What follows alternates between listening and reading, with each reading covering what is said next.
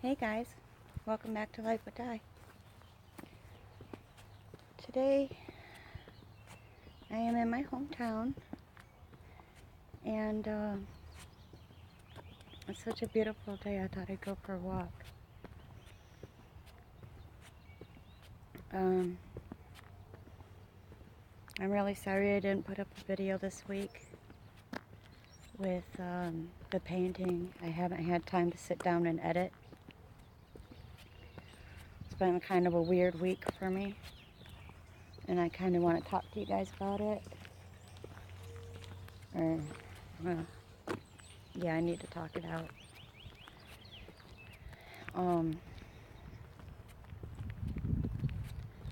See, when I was a kid in the 70s, I had to give away my age.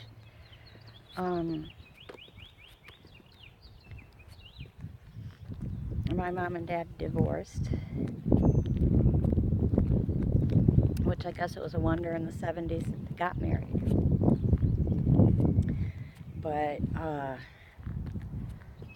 there were 4 kids total, 3 belonging to my biological father and 1 belonging to my mother. And when they divorced, I was around 2, and I have a few memories through those years. I lived with my mom. I have a few memories through those years of meeting him. None of them really ever went well. He never really wanted to be a dad, you know? And I'm in my late 40s now, and I got over him every time he ever showed up. He's only ever been a blip. 5 times, I think, total. I can count on one hand how many times I saw him after they divorced. And I've been fine with that because I had a dad. My stepfather is, I don't even call him stepfather, I just call him Dad. He's always been there. He's always took care of everything we needed. He's never left me abandoned. But the bio dad, if that's what you want to call him, I call him a sperm donor. Sorry if that offends you.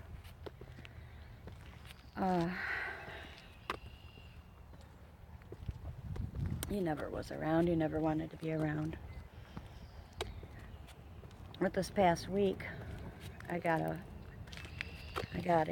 phone call. I'm stopping at the creek right now. I got a phone call or a email that a cousin was trying to get hold of me from that side of the family. And it's one of the very few of that side of the family that I even know who she is, and I don't know her. I maybe played with her when we were little kids or something at the Boys and Girls Club, but I don't really know her. But anyways, she got a hold of me, and when I went on there, she had left me a message on Facebook that my bio dad died on the 11th of April.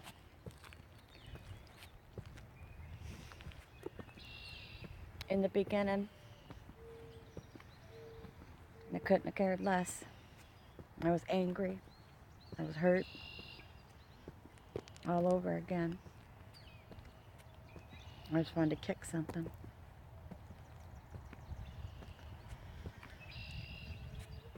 Turns out, I don't know if it's just Michigan or if it's everywhere, even when an absent parent passes away, the majority of the children have to sign paperwork releasing his body.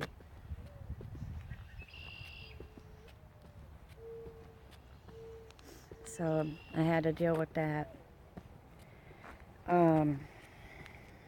We signed it once. I really didn't want to. Found out, okay, that's not the right way to do it. My sister had handwritten it out. You had to get a form from off of the internet, and you need to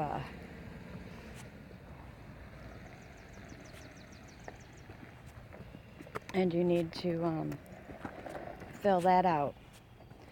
So I had to sign it again the second day.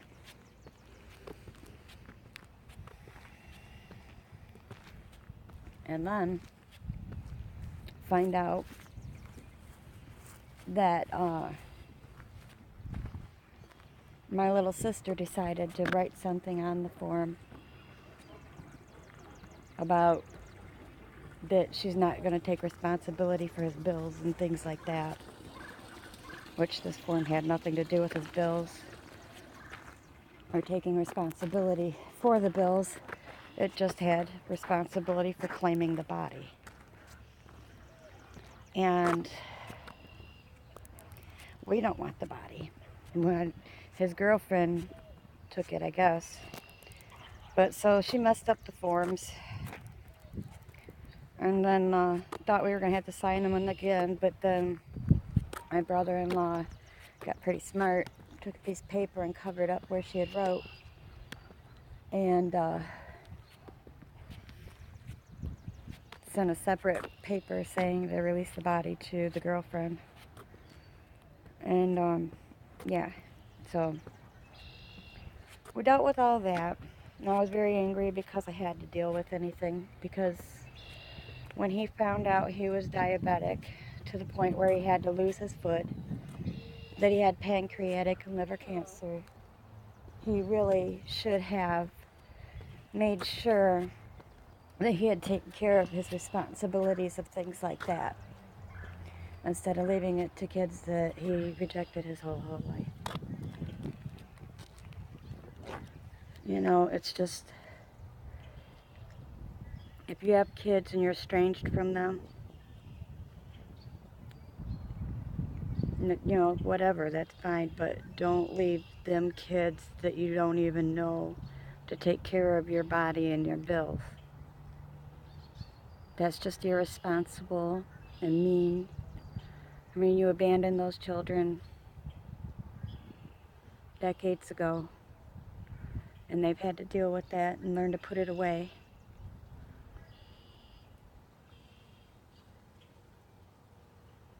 As much as they could. And then when they finally think that they're through things, you go and die and leave it on them. It's just not right.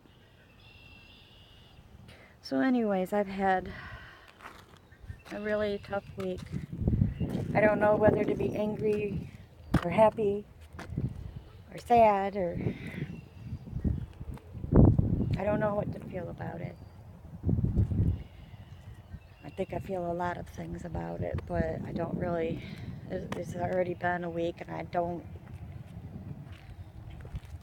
even know how to process it. You know what I mean? I'm still having problems processing it. Did I even care? You know, I shouldn't even care. But on the other hand, everything's so final now.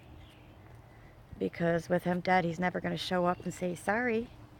He's never going to apologize and be like, you know, I want to be part of your life. I was stupid. I regret it.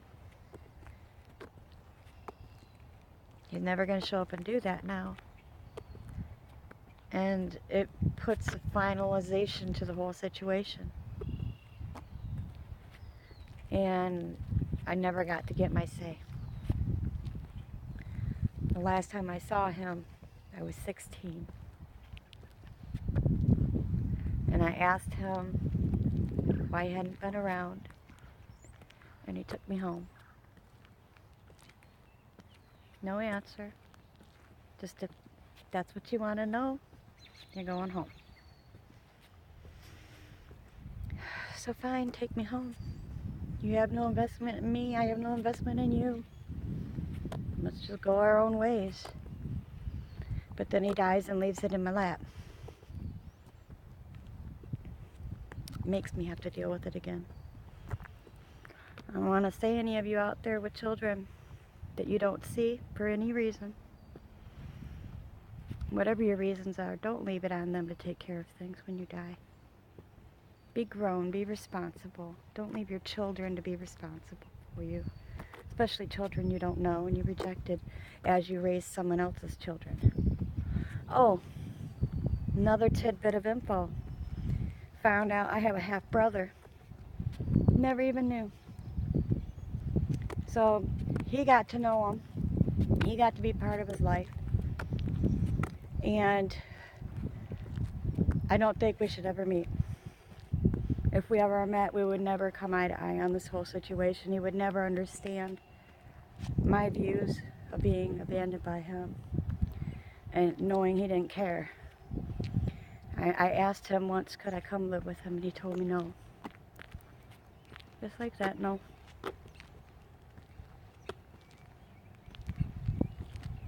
Basically, I was the garbage, you know. You needed to stay out. Sorry, I just spit my gum out. I bought some Tic Tacs the other day, and it turned out they were gum, not mints. But it's mint gum, so it works. I don't have teeth, so they're not gonna get stuck. I'm good. I'm drinking my coffee. Just walking around this beautiful weather. It is absolutely gorgeous out here. Oh, I got my ninja shirt on. I don't know if you guys watch Chelsea Luna. I'm a little bit into ghost hunting. And she is a ghost hunting urban explorer kind of girl. And she hangs out with some pretty cool guys that do the same thing. And if you watch her, you know the guys I'm talking about. And today I'm doing a video of my ninja kick. And I'm going to hope she puts it into one of her videos at the end. And I think that'd be pretty cool. And she wants to start closing out her videos with ninja kicks. So I got me a ninja shirt. And I'm going to do me a ninja kick. And if you want to see that, you'll have to go to her video if she posts it, and I will see it because I subscribe to her, and I will let you know when it's out there. Well, I'm back to the center. My mom and my sisters are back here now. Grandma's in there playing cards with my aunt and uncle. And oh, I forgot to do a video. I dropped off the last 2 green peppers that survived, and some marigolds at my friend's house. So I'm sorry I didn't get to show you how well they did. I really wanted to make that part of the Here Go the Sprouts video or something like that. I did still have some stuff at home to plant, and since I've talked to you last, I planted a whole tray of arugula, so we have that coming up. So maybe when I get home I'll give you a peek, but right now I'm gonna get on back into the center and hang out with the family, and talk to you soon. Hi guys. Obviously it's not the same day. My hair is different, my clothes are different. That day when I got home I was pretty tired, so you know, I'm not good at the day in the life things and follow through at the end of the day. So I thought, well, I can do my outro today, but I'm not going to be dishonest about the fact that it's not the same day. You know, I don't like to lie. So I'm going to take you in right now, and I'm going to show you how the plants are doing that are left. Yeah, so hold on just a sec. Okay, this is the tray of arugula that I planted. I just used a container from silverware and filled it up with some of the dirt and mix, you know, the potting mix and the vegetable food. And it's doing pretty good.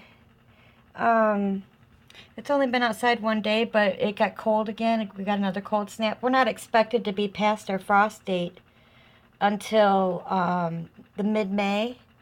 So, you know, I was pushing it, doing it so early anyways. But right here is the lettuce. It's not doing so great. It did not like going outside yesterday. It turned kind of yellowy on me. And I got a lot of it like trying to kill each other off or whatever. I might have planted it too dense. The romaine's trying to come up right here, but it's having a hard time. And then right here is one of the cat litter bins in a little rock guy that I made. My little farmer man. This is peas. I have one here, one there, and one here. I did have 2 peas already growing. They were approximately 3 inches tall, and they died on me. I think I overwatered them because they got kind of soggy acting. And before I could get a chance to talk to my mom and grandma about what maybe I did wrong, they died. So what I did wrong was I gave them too much water. I guess peas don't take as much water as everything else. So they get watered about every 3 days. So I'm going to have to remember that with these ones so when they germinate. I'm waiting. And here we have our tomato.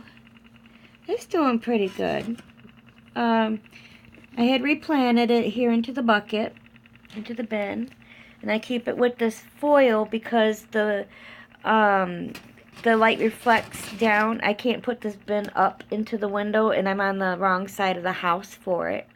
So it gets the evening sun in here. So I've been using this foil to get better light down on it. It's doing alright. It's a little lighter than I'd like it to be, but it was quite green when I brought it back in yesterday from the sun. So I think it's going to really be, it's going to take really well. And I also learned from Roots and Refuge channel that you want to, let me see if I can get down here and show you better. Okay, I went ahead and took the foil out for now, so I can show you what I'm talking about, because it was kind of too much behind there. Okay, now when the tomato got about 3 inches tall in its little cup that I had it planted in the bottom of a water bottle, I took and transplanted it here where its final home is going to be. This is how it's going to live out on the deck. And then you want to make sure that your dirt is even up to the bottom here. Don't mound it, because mounding dirt around the bottom of this can cause molding and issues with sickness with your plants. So what I did was I did this flat around here, and then I took a stick and I made a moat approximately 2 to 3 inches out here. I'm going to do it larger as the plant gets larger, because this is basically where its roots are going to be. From the outside leaves down is where its roots are. So if I'm watering out here instead of here where it could cause blight if it gets splashed with water, then the water seeps down and the roots have to go out to get to the water, because they seek out their nutrients. They will find that water. And it creates more of a strong root system if it's reaching for the water. Also, just when she planted her tomatoes, she transplanted them into the ground today on her video. And she said there's this little, like, oh, if I can, it's right here in front. If you could see this sticking out right there. That is trying to be another lead. Like this stem here is a lead stem because it holds the whole canopy. This, if I allow that to keep growing, it's going to become another branch of tomato. I would like 2 to 3 branches, so I'm going to let that go ahead for now. But when you want the leads to stop, you would just break them off of there just like you would a leaf. Okay? Yeah, if I, you know what, you guys, I'm not really good at explaining what I have just learned from other people if I haven't had the experience myself. I'm honest. So if you're confused, if I didn't explain that right, I'm really sorry. please go watch Roots and Refuge on YouTube. And she just put out a video today of what I'm talking about. She put her tomatoes into the ground and she explained all this. This part here she explained in the last video, so yesterday's video or the day before. She puts out a few a week, and I get kind of confused at how many videos I've watched of her each week and which one goes in which order. But it's wonderful because I'm never just, I'm never fiending for Jess. I can always go watch Jess if I need to. It's really great. So, yeah. So hopefully that tomato does really well. Hold on a second and I'll show you some more. Okay, here in our little turtle planter, we have some dill. It looks to be doing okay. It did not mind going outside yesterday. It did pretty good. And over here in our coffee jug, we have Popjoy. And I know they're growing too close together. I put 3-4 seeds in there thinking, oh, they're not going to all germinate. They're pretty old seeds. And they all germinated. So I'm going to let them get a little bit bigger, and then I will spread them out in there and give them... Okay, I'm not sure where it cut off on me. So, also next video I will be taking you outside and show you how the plants are doing out there that we planted in the first 3 beds video. I haven't been able to go out and plant anymore because the weather, it's just gotten really bad, and even we're expecting snow tonight. So, and today is like the 26th or 27th of April. I'm not sure what the date is. But yeah, so I hope to see everybody soon. Really sorry if anything I talked about today depressed you. I really love my fans, and I appreciate you guys watching so much. And God bless you all. Like, share, subscribe, all that YouTube stuff. Bye-bye.